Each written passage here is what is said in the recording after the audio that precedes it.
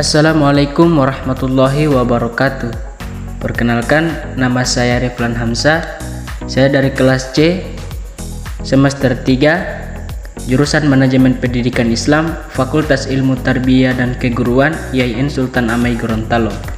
Nah, pada video kali ini saya akan melakukan presentasi materi tentang kode etik, supervisi, dan kualifikasi bagi guru.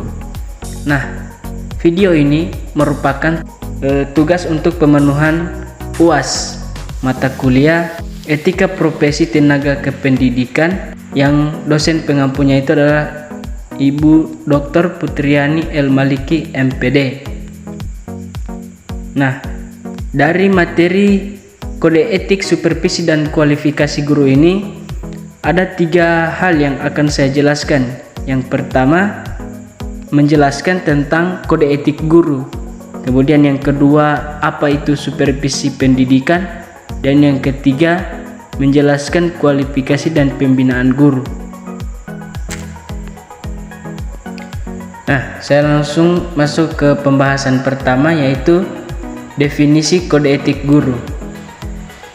Nah, kode etik adalah suatu sistem norma serta aturan profesional secara tertulis yang dengan tegas menyatakan hal baik dan juga benar yang harus dilakukan oleh seorang profesi.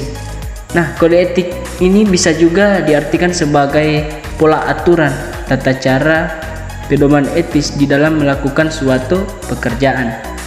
Nah, kode etik juga bisa dibilang sebagai kontrol dari semua aktivitas dari seseorang yang berprofesi terhadap profesinya. Nah, kode etik ini memiliki tujuan, dan tujuan dari kode etik ini sendiri adalah agar seseorang dapat memberikan jasa sebaik-baiknya kepada pemakai jasa atau nasabahnya. Adanya kode etik akan melindungi perbuatan seseorang yang memberikan jasa secara tidak profesional. Jika dijabarkan, tujuan dari kode etik guru terdapat 5. Yang pertama, menjunjung tinggi martabat profesi. Kemudian yang kedua, menjaga dan memelihara kesejahteraan para guru. Yang ketiga, meningkatkan pengabdian guru. Yang keempat, meningkatkan mutu profesi guru. Dan yang kelima, meningkatkan mutu organisasi profesi guru. Nah, kode etik ini sangat diperlukan karena kode etik adalah salah satu cara untuk memperbaiki iklim organisasi sehingga tiap perseorangan dapat berlaku secara etis. Dan tidak hanya itu, kode etik juga merupakan sebuah pesan untuk membentuk karakter diri. Kode etik guru ini bersumber pada nilai-nilai agama dan Pancasila, kemudian nilai-nilai pedagogik, kompetensi kepribadian, kompetensi sosial, dan kompetensi profesional. Kemudian nilai-nilai jati diri. Itu tentang harkat dan martabat manusia, meliputi perkembangan kesejahteraan jasmania, emosional, intelektual, sosial, dan spiritual. Jadi itu tentang definisi dari kode etik guru. Nah, kemudian yang berikut masuk pada pembahasan yang kedua, yaitu tentang supervisi pendidikan. Pertama, tentang pengertian supervisi pendidikan. Nah, kata supervisi ini dia berasal dari bahasa Inggris, yaitu supervision, yang terdiri dari 2 kata, yaitu super dan vision, yang mengandung arti melihat dengan sangat teliti pekerjaan secara keseluruhan. Dan orang yang melakukan supervisi itu biasa disebut dengan supervisor. Nah, adapun pengertian supervisi ini menurut para ahli, itu yang pertama ada menurut Ben M. Harris. Dia menjelaskan di dalam bukunya tentang supervisi behavior in education pada tahun 1975, menyatakan bahwa supervisi apa yang personil sekolah lakukan dengan orang dewasa dan alat-alat dalam rangka mempertahankan atau mengubah pengelolaan sekolah untuk mempengaruhi pencapaian tujuan instruksional sekolah Supervisi mempunyai impact dengan pelajar melalui perantaraan orang lain dan alat.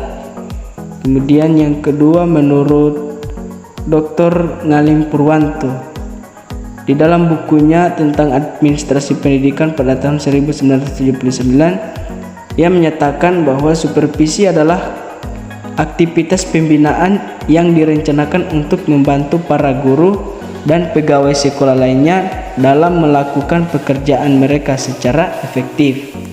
Nah, kemudian yang ketiga, menurut Dr. Randus Ahmed Tembun, di dalam bukunya yang berjudul Supervisi Pendidikan tahun 1975, ia mengemukakan supervisi pendidikan adalah pembinaan ke arah perbaikan situasi pendidikan pada umumnya dan perbaikan mutu belajar mengajar di sekolah pada khususnya. Nah, dari pengertian-pengertian dikemukakan oleh para ahli tadi, bisa disimpulkan bahwa supervisi pada dasarnya adalah upaya untuk meningkatkan mutu pendidikan dan pengajaran dengan ditunjuk oleh unsur-unsur lain seperti guru, sarana dan prasarana, kurikulum, sistem pengajaran, dan penilaian. Supervisor bertugas dan bertanggung jawab mempertahankan perkembangan unsur-unsur tersebut secara berkelanjutan. Nah, kemudian tujuan supervisi pendidikan. Tujuan supervisi pendidikan adalah perbaikan dan perkembangan proses belajar mengajar secara total. Ini berarti bahwa tujuan supervisi tidak hanya untuk memperbaiki mutu mengajar guru, akan tetapi juga membina pertumbuhan profesi guru, dalam arti termasuk di dalamnya pengadaan fasilitas-fasilitas pelayanan kepemimpinan dan pembinaan human relation yang baik kepada semua pihak yang terkait. Jadi itu tentang tujuan dan sasaran supervisi pendidikan. Kemudian yang ketiga, fungsi supervisi pendidikan.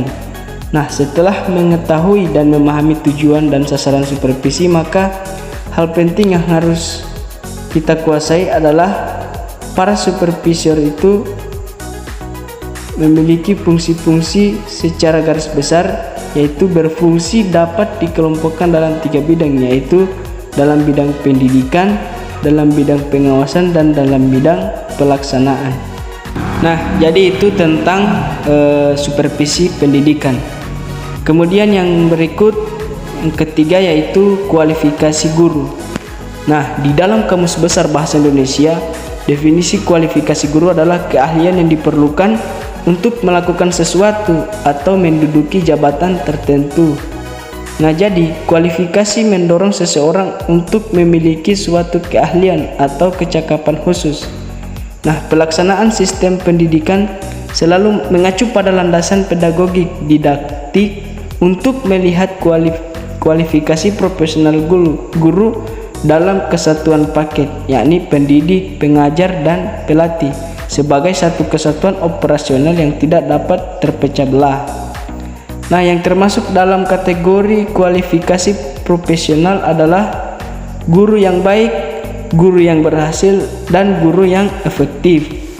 Nah, guru yang berhasil atau guru yang baik adalah guru yang memiliki jumlah atribut sifat dan moral yang baik, misalnya sabar, tegas, tanggung jawab, jujur, dan lain-lain.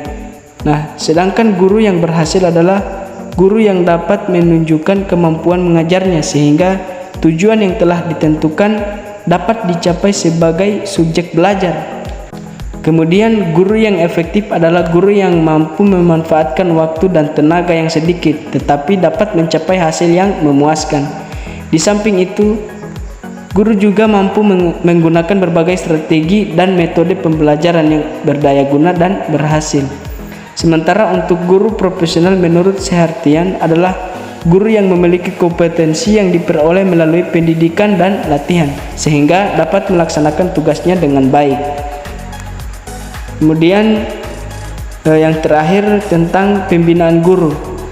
Nah, secara terminologis pembinaan guru sering diartikan sebagai serangkaian usaha bantuan kepada guru, terutama bantuan yang berwujud layanan profesional yang dilakukan untuk kepala sekolah, pemilik sekolah dan pengawas serta pembina lainnya untuk meningkatkan proses dan hasil belajar. Jika yang dimaksud dengan pembinaan guru sesungguhnya adalah supervisi, maka banyak pakar yang memberikan pengertian berbeda dengan inti yang sama. Kurikulum memberikan batasan supervisi sebagai bantuan kepada staf untuk mengembangkan situasi belajar mengajar yang lebih baik. Kemudian memberikan batasan sebagai perencanaan program perbaikan pengajaran. Nah, berdasarkan pengertian tersebut, nyatalah bahwa pembinaan guru atau supervisi guru adalah serangkaian bantuan yang berwujud layanan profesional. Kemudian layanan profesional tersebut diberikan oleh orang yang lebih ahli seperti kepala sekolah, pemilik sekolah, pengawas, dan ahli lainnya. Itu diberikan kepada guru. Kemudian maksud layanan profesional tersebut adalah agar dapat meningkatkan kualitas proses dan hasil belajar, sehingga tujuan pendidikan ini yang telah direncanakan di awal itu bisa dicapai dengan baik. Kemudian yang terakhir, tujuan dari pembinaan guru ini sendiri adalah untuk meningkatkan kemampuan profesional guru dalam meningkatkan proses hasil belajar melalui pemberian bantuan, terutama bercorak layanan profesional kepada guru. Jadi itu tentang pembinaan guru, dan itu merupakan materi penjelasan terakhir. Dan itulah penjelasan materi dari saya. Kemudian saya akan memberikan sedikit kesimpulan dari materi ini. Nah, kesimpulan dari materi ini adalah dalam dunia pendidikan tidak dipungkiri lagi bahwa guru menempati posisi yang sangat penting, karena guru merupakan tongkat pendidikan yang akan mencetak manusia-manusia pada masa yang akan datang. Nah, dalam profesinya, guru harus memiliki kompetensi-kompetensi yang telah ditentukan standarnya. Semua itu dilakukan agar supaya menghasilkan pendidikan yang berkualitas dengan mencapai tujuan pendidikan itu sendiri. Nah, terdapat 4 kompetensi yang harus dimiliki seorang guru, dan 4 kompetensi ini harus kita ketahui, terutama kita yang gelarnya itu yang calon gelarnya SPD. Kita harus hafal betul tentang 4 kompetensi yang harus dimiliki oleh seorang guru ini. Nah, 4 kompetensi itu adalah: yang pertama, kompetensi profesional, kemudian yang kedua, kompetensi pedagogik, yang ketiga, kompetensi kepribadian, dan yang terakhir, kompetensi sosial. Nah, keempat kompetensi ini memiliki indikator sendiri sesuai dengan standar yang telah ditentukan. Nah, jadi itulah kesimpulan materi dari saya. Saya akhiri presentasi materi ini, semoga bisa bermanfaat. Wabillahi taufiq wal hidayah. Wassalamualaikum warahmatullahi wabarakatuh.